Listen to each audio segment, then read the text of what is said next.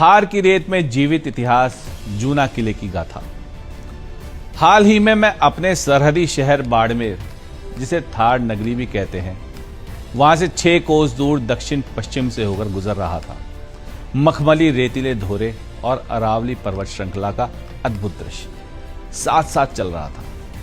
राजस्थान का कल्पवृक्ष खेजड़ी सांगरी से लटालूम है, तभी वहां पहाड़ी पर स्थित खंडर हो चुके, किंतु सीना ताने खड़े किले को देखकर मेरे कदम अनायास ही रुक गए, जैसे उस किले ने आवाज देकर मुझे रोक दिया हो। मैंने पूछा, कौन हो भाई? उत्तर मिला कि मैं जूना बाड़मेर का किला हूं। जूना मतलब पुराना। अपने ही शहर का पुराना रूप देखकर और अधिक जानने की जिज्ञासा से कई सारे प्रश्न किए। जूनागढ़ ने अपने इतिहास और पुरानी नींवों के अनुसार ही बड़े धैर्य से अपना इतिहास बताना प्रारंभ किया। किला सगर्व बोला, यह पथिक, तुम आज मेरे इस जर्जर स्थिति को देखकर मुझ पर जरा भी दया या दीनता का भाव मन में मत लाओ। मेरा बड़ा ही गौरवमय इतिहास रहा है। आज से कोई 800 बरस पहले 12वीं शताब्दी में राव वाहड़देव परमार ने मेरी स्थापना की। ऐतिहासिक सिल्क रूट का कारवा भी यहीं से होकर गुजरता था। इसीलिए मैं और मेरा पड़ोसी किराड़ू बहुत ही समृद्ध नगर हुआ करते थे। हां, ये वही किराड़ू है जिसका इतिहास मेरे साथ का ही है। 108 तो मंदिर ही थे। सोचो अब नगर कितना विशाल रहा होगा। अब मारू गुर्जर शैली में बने 5 मंदिर ही शेष रह गए हैं। रेशम, ऊन, नमक, कीमती पत्थर उत्तर और पश्चिम से राजस्थान की ओर, मसाले, कपड़ा, चांदी, सोने के आभूषण भारत से अरब और मध्य एशिया की तरफ जाते थे। थार का यह हिस्सा एशिया के स्थलीय व्यापार मार्ग को गुजरात के समुद्री मार्ग से जोड़ता था। मेरी स्थापना करने वाले परमार वंश के क्षत्रिय थे। कहावती प्रसिद्ध थी, पृथ्वी परमारा तणी अने पृथ्वी तणा परमार, अब आबूगर बेसाणो दूजी उज्जैनी धार। अर्थात पृथ्वी के बहुत बड़े भूभाग पर परमार वंश का शासन था, लेकिन धरती ने कभी अपनी धनी रखा ही नहीं। शासक, शासन, वंश और व्यवस्था हमेशा बदलती रही है। इसी तरह कालांतर में मुझ पर भी परमार वंश का शासन समाप्त हुआ और चौहान साम्राज्य की स्थापना यहां जूना के किले में हुई। हर बदलाव कीमत मांगता है, यहां भी ऐसा ही हुआ। मैंने सेनाओं को आपस में लड़ते भिड़ते और कटते हुए देखा। घोड़ों की हिनहिनाहट और हाथियों की चिंगार से कांपती मेरी दीवारों की हलचल मैं आज भी महसूस करता हूं।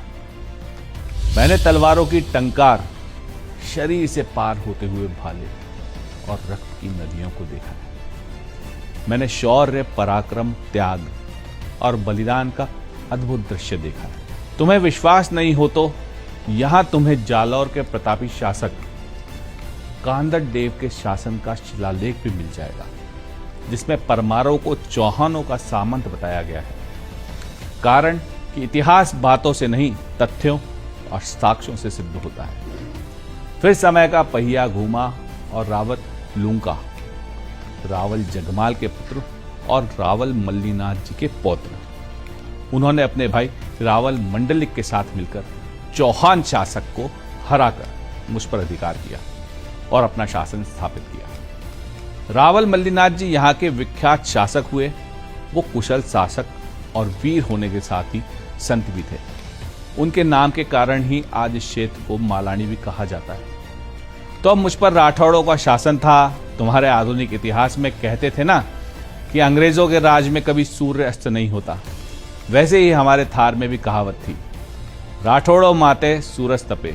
मतलब राठौड़ इतने पराक्रमी थे कि उनके बल और तप से सूरज तपता है। सुनो पथिक, तुम थोड़ा अंदर जाओगे ना, तब तुम्हें एक तालाब भी नजर आएगा। अब तो वो सूख गया है। इसे रावत लूंका ने खुदवाया था और इसका नाम लूंकासर था।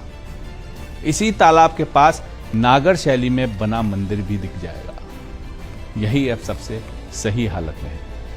इसकी शैली देखकर तुम मेरे वैभव का अंदाजा लगा सकते हो। थोड़ा और पहाड़ी पर चढ़ सको तो मेरा विहंगम रूप देख पाओगे। कई किलोमीटर में फैला परकोटा और अनेक बुर्ज देख पाओगे। मुझसे अब रहा नहीं गया तो किले की बात को बीच में काटते हुए बोला कि तुम्हारे आज के बाड़मेर शहर का क्या संबंध है। किला हल्की मुस्कुराहट के साथ बोला, सब बताता हूं, पर तुम्हारी आज की पीढ़ी है बड़ी अधीर। हमारे पास में बड़े धैर्यवान लोग होते थे। जहां जितना गहरा पानी था उतने ही गहरे लोग थे। खैर कोई बात नहीं, तुम्हारा उत्तर सुनो। धीरे धीरे में समय बदलता गया। व्यापारियों की आवाजाही भी कम हो गई। नगर का अब वैसा वैभव नहीं रह गया था। सो रावत लुंका जी के वंशज रावत भीम जी ने सन 1952 में आज के वर्तमान शहर बाड़मेर की स्थापना की और राजधानी जूना बाड़मेर से बाड़मेर हो गया। मेरी शुभकामनाएं नए बाड़मेर के साथ रही। आज तुम्हारा बाड़मेर जिला मुख्यालय है। पहले पानी के कुएं भी नहीं थे, तुम्हारे बाड़मेर में तेल के कुएं हो गए हैं। सब तरह का वैभव है तुम्हारे शहर में। अपने ही नए रूप को देखकर मुझे बड़ी खुशी होती है, पर मैं कहां जाता पथिक। मेरी नियति में अभी न जाने कितने लश्कर देखने शेष हैं।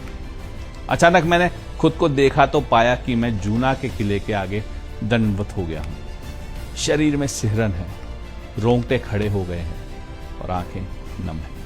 आज से कोई 800 वर्ष पूर्व 12वीं सदी में राव बहाड़देव परमार ने जूना बाड़मेर के किले की स्थापना की थी। प्राचीन इतिहास का जब हम सिल्क रूट के बारे में सुनते हैं, वो सिल्क रूट यहीं से होकर गुजरता था। जूना और इसके पास में स्थित किराड़ू नगर, ये उस वक्त के बड़े ही समृद्ध नगर होते थे। 108 तो यहाँ पर मात्र मंदिर ही थे, तो इससे हम अंदाजा लगा सकते हैं कि ये नगर उस वक्त में कितने समृद्ध रहते होंगे। और परमारों का शासन उस वक्त बहुत विशाल क्षेत्र पर था और यहाँ कहावत भी प्रचलित थी, परमारा तणी पृथ्वी, पृथ्वी तणा परमार, एक आबूगढ़ बैष्ण और दूजो उज्जैनी धार। इस प्रकार से परमारों का शासन लंबे वक्त पर यहाँ पर रहा और फिर समय का पहिया घूमा और उसके बाद में यहाँ पर चौहानों का शासन स्थापित हुआ। जालोर के प्रतापी शासक कान्हड़देव यहाँ पर अपना राज्य स्थापित किया और यहाँ पर एक शिलालेख भी प्राप्त होता है जिसमें परमारों को चौहानों का सामंत बताया गया है। उसके उपरांत यहाँ पर राठौड़ों का शासन स्थापित होता है। लुका जी और उनके भाई मंडलक जी, जो कि जगमाल जी के पुत्र और राहुल मृणनाथ जी के पौत्र थे, वो यहाँ पर अपना राज्य स्थापित करते हैं। राहुल मृणनाथ जी इस क्षेत्र के बड़े प्रतापी शासक हुए। उन्होंने अध्यात्म के क्षेत्र में भी बड़ी ऊंचाइयां प्राप्त की और उन्हीं के नाम से इस क्षेत्र को पूरा मालानी कहा जाता है। तो उन्होंने वहां पर अपनी स्थापना करी और रावत लुका जी ने एक तालाब भी बनाया जिसे लुकासर कहते हैं। उसके अवशेष भी आज यहाँ पर प्राप्त होते हैं। यहाँ पर एक नागर शैली में बना हुआ मंदिर भी है, जो भी उसका भी आज अवशेष यहाँ पर मौजूद है। तो इस प्रकार से ये चलता रहा मामला। बहुत लंबे वक्त राठौड़ों का यहाँ पर शासन रहा और उसके उपरांत सिल्क रूट का जब महत्व समाप्त होने लगा, तब 1552 में रावत भीमा जी ने अपनी राजधानी बदलकर बाड़मेर में ले आया। तो आज यही बाड़मेर जिला मुख्यालय है। यहाँ पर तेल की खोज हुई है, यहाँ पर रिफाइनरी बन रही है और यही बाड़मेर, जूना बाड़मेर से ये नया बाड़मेर की ये कहानी है।